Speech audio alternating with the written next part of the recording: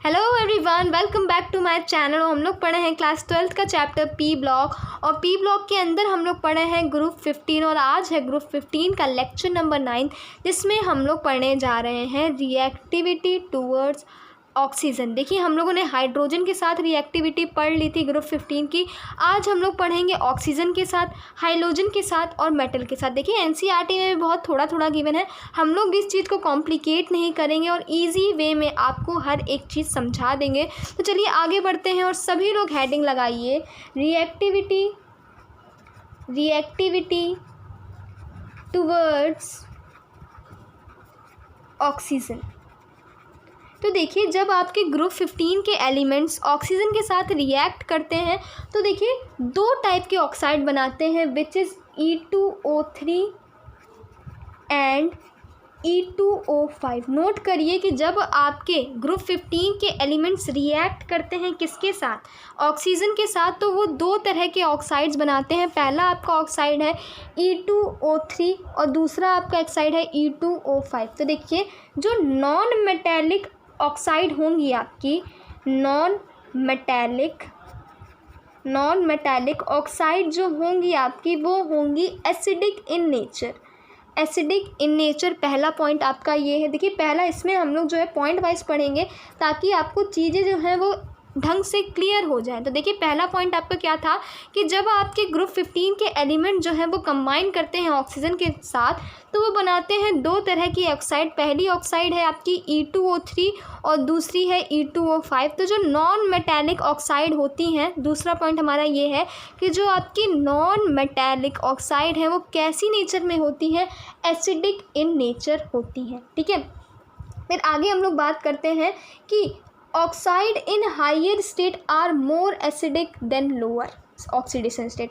आपसे कह रहे हैं जो ऑक्साइड हायर ऑक्सीडेशन स्टेट में होंगी, जो भी आपकी ऑक्साइड हायर ऑक्सीडेशन स्टेट में होंगी वो क्या होंगी, वो ज़्यादा एसिडिक होंगी इन कंपैरिजन टू जो क्या होंगी, जो ऑक्साइड लोअर ऑक्सीडेशन स्टेट में होंगी वो क्या होंगी, वो कम एसिडिक होंगी। वो कैसी होंगी, वो कम एसिडिक होंगी। तो क्या है थर्ड पॉइंट कि जो आपकी ऑक्साइड है जो हायर ऑक्सीडेशन स्टेट में होंगी वो एसिडिक होंगी, ठीक है, और जो आपकी ऑक्साइड है जो लोअर ऑक्सीडेशन स्टेट में होंगी वो क्या होंगी, वो कम एसिडिक होंगी। ठीक है, तो एसिडिक कैरेक्टर जो है वो आपका क्या हो रहा है, डिक्रीज हो रहा है। फोर्थ पॉइंट आपका है कि जो आपका एसिडिक कैरेक्टर है ऑक्साइड का, वो जब आप नाइट्रोजन टू बिस्मिथ बढ़ते हो वो क्या होता है, डिक्रीज़ होता है डाउन द ग्रुप। इसका मतलब क्या है,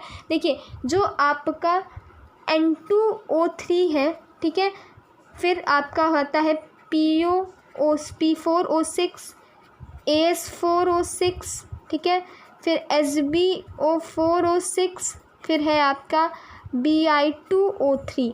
देखिए, ये जो आपके ऑक्साइड इसमें N2O3 और P4O6 ये आपके क्या है, एसिडिक इन नेचर है। एसिडिक इन नेचर है क्योंकि ये क्या है, नॉन मेटल है। आपको पता है कि जो है मेटालिक करेक्टर क्या होता है, इंक्रीज होता है जब आप डाउन द ग्रुप जाते हो। तो ये क्या है, नॉन मेटल है। नाइट्रोजन आपका नॉन मेटल है, फॉस्फोरस आपका नॉन मेटल है। इस वजह से इनके जो ऑक्साइड भी हैं वो क्या होते हैं, आपके एसिडिक इन करेक्टर होते हैं। ठीक है, फिर जो आपका AS4O6 है और SbO4O6 है ये क्या है, एम्फोटेरिक इन नेचर है। ये कैसे हैं, ये हैं आपके एम्फोटेरिक इन नेचर। ठीक है, और जो आपका Bi2O3 है ये क्या है, ये है आपका बेसिक इन नेचर। देखिए, जब आप क्या हो रहा है, आप ऑक्साइड में बढ़ रहे हो नाइट्रोजन टू बिस्मिथ, आपका एसिडिक करेक्टर क्या हो रहा है, डिक्रीज़ हो रहा है। और यहाँ भी हम लोगों ने प्रूव कर दिया कि पहले जो आपके ऑक्साइड्स आ रहे हैं वो क्या हैं, वो ज़्यादा एसिडिक हैं, और जो आपको लास्ट में ऑक्साइड्स मिल रहे हैं वो क्या मिल रहे हैं, वो आपको बेसिक मिल रहे हैं। इसका मतलब क्या है, इनमें एसिडिक करेक्टर या तो होगा नहीं, या तो होगा तो बहुत कम होगा। ठीक है, फिर हम लोग आगे बात करते हैं रिएक्शन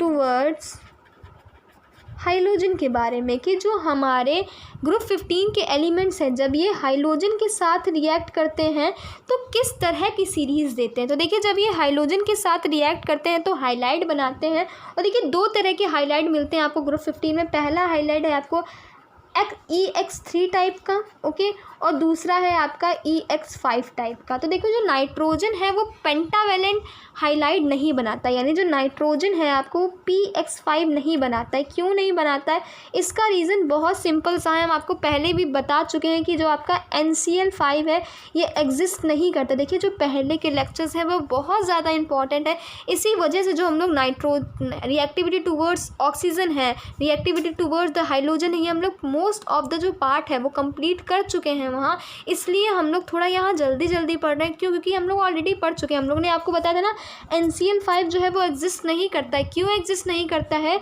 क्योंकि इसके पास d ऑर्बिटल नहीं होती है, इस वजह से आपका NCl5 जो है वो एग्जिस्ट नहीं करता है। ओके, फिर अगर हम लोग आगे बात करें तो जो आपका EX5 टाइप के जो होते हैं मॉलिक्यूल्स वो ज़्यादा कोवेलेंट होते हैं। वो क्या होते हैं, ज़्यादा कोवेलेंट होते हैं इन कंपैरिजन टू EX3।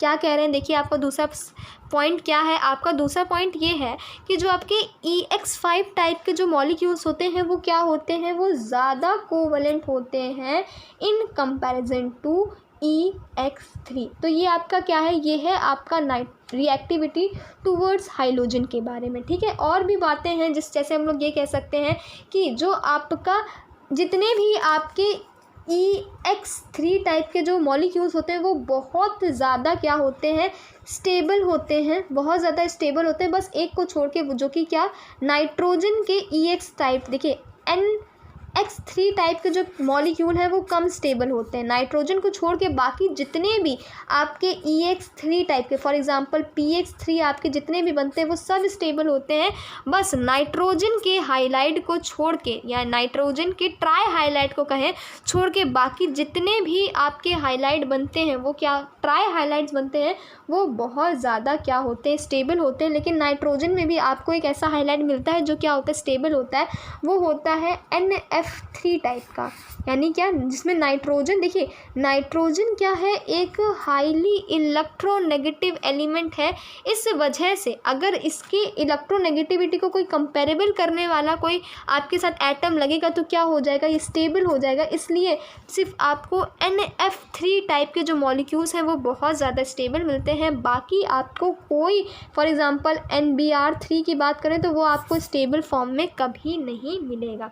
ठीक है, ओके, फिर हम लोग एक चीज़ और है इसमें, जो आपका BiF3 होता है ये प्रीडोमिनेंटली कोवेलेंट होता है।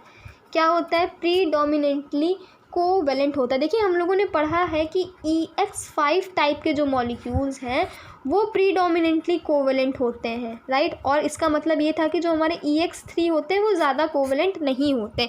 लेकिन एक यहाँ एक्सेप्शन है कि जो आपका BiF3 है ये क्या होता है, प्रीडोमिनेंटली क्या होता है, कोवेलेंट होता है। देखिए रिएक्टिविटी टूवर्ड्स मेटल भी हम लोग इसी में इंक्लूड कर लेते हैं, ज़्यादा रिएक्टिविटी टूवर्ड्स मेटल में भी ज़्यादा कुछ नहीं है, बस आपको बताया गया है कि जो हमारे मेटल होते हैं जब वो रिएक्ट करते हैं हमारे ग्रुप 15 एलिमेंट्स के साथ तो वो एक बाइनरी कंपाउंड बनाते हैं। क्या बनाते हैं, बाइनरी कंपाउंड बनाते हैं, बाइनरी कंपाउंड बनाते हैं, जिनकी ऑक्सीडेशन स्टेट क्या होती है, उनकी ऑक्सीडेशन स्टेट जो है वो क्या रहती है, -3 ही रहती है। तो देखिए Ca3N2 ये है आपका रिएक्ट, जब हमारा जो नाइट्रोजन है वो किसी मेटल के साथ रिएक्ट करता है, इसका नाम है कैल्शियम नाइट्राइड। क्या नाम है इसका, इसका नाम है कैल्शियम नाइट्राइड। ठीक है, देखिए फिर अगर हमारा फॉस्फोरस जो है वो किसी मेटल के साथ रिएक्ट करता है तो वो बनाता है Ca3PO2, इसका नाम है कैल्शियम फॉस्फाइड। ओके, फिर आगे हम लोग बात करें, अगर हमारा आर्सेनिक रिएक्ट करता है किसी मेटल के साथ तो वो बनाता है Na3AS2, इसका नाम है सोडियम आर्सेनाइड।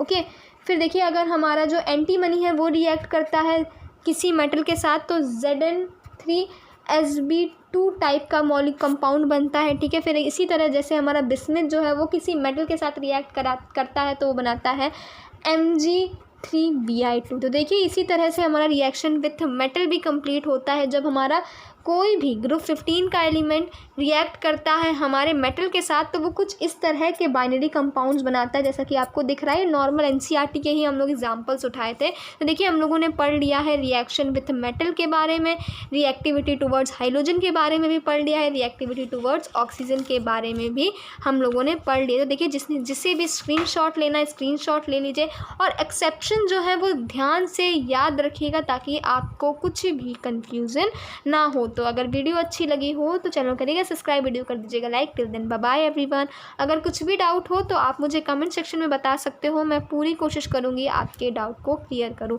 तो थैंक यू सो मच।